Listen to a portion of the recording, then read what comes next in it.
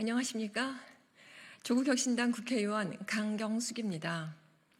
저는 오늘 한국인 최초, 아시아 여성 최초로 노벨 문학상을 받은 한강 작가님께 진심으로 축하의 말씀을 드리면서 한강 작가님과 그 책과 관련해서 있어서는 안 될 일을 규탄하고자 이 자리에 섰습니다.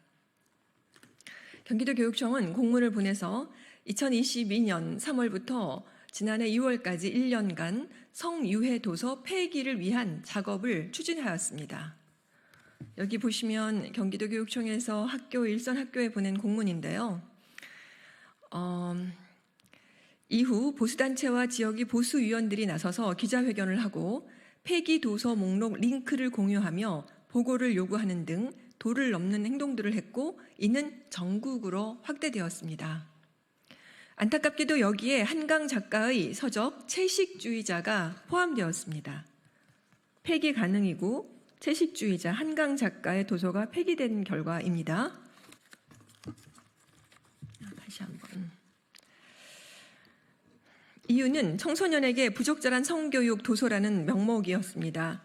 한국도서관운영위원회에서 학교도서관운영위원회에서 자율적으로 결정할 일을 공문을 내려보내 금서로 지정한 것을 일선 학교에 보이지 않게 압박을 가한 것입니다. 그 결과 지난 한 해 경기도 내 학교 도서관에서 2,528권이 폐기 처리되었습니다. 2016년 채식주의자로 영국 맨부커 인터내셔널 상을 수상했을 때 박근혜 당시 대통령은 축전을 보내지도 않았습니다. 보수 세력들이 작가와 책에 대해 사상 검증에 열을 올렸기 때문입니다.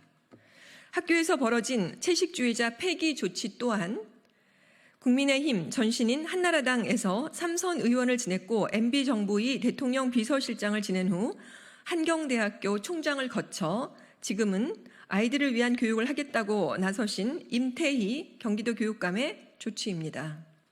공문을 내려보낸 일, 결과적으로 채식주의자가 폐기된 일은 분명 행정의 책임입니다. 더 안타까운 일은 노벨 문학상을 받아 더 권장하고 일독을 권해야 하는데 경기도교육청은 특정 작품에 대한 특혜라고 했다고 합니다.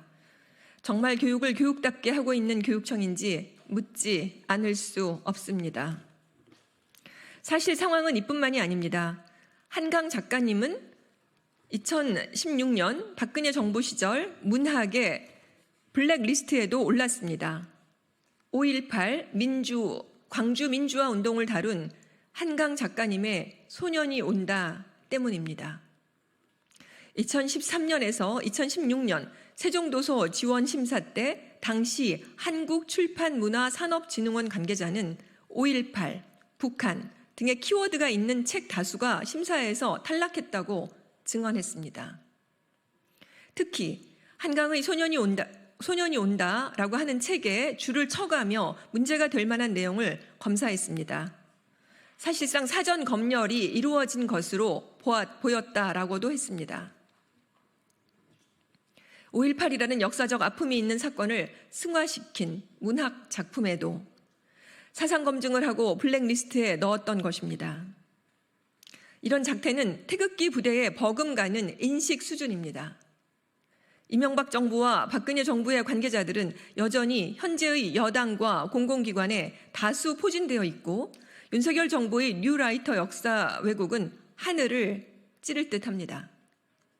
또 무슨 일이 벌어질지 모르겠습니다. 임태희 경기도 교육감을 비롯해 사상 검열을 하려고 했던 사람들은 한강 작가님의 노벨 문학상 수성으로 부끄러운 과거가 들춰졌습니다. 이러한 불명예를 안겨준 점에 대해 지금이라도 한강 작가님께 사과하고 학생과 학부모님들 앞에 사죄하시길 촉구합니다. 저는 국감 기간 동안 이 사안에 대해 더 철저히 검증할 것입니다. 앞으로 더 이상 학생과 교사, 학교를 대상으로 한 사상 검열은 없어야 할 것입니다. 이상입니다. 감사합니다. 2024년 10월 11일 조국혁신당 국회의원 강경숙이었습니다. 고맙습니다.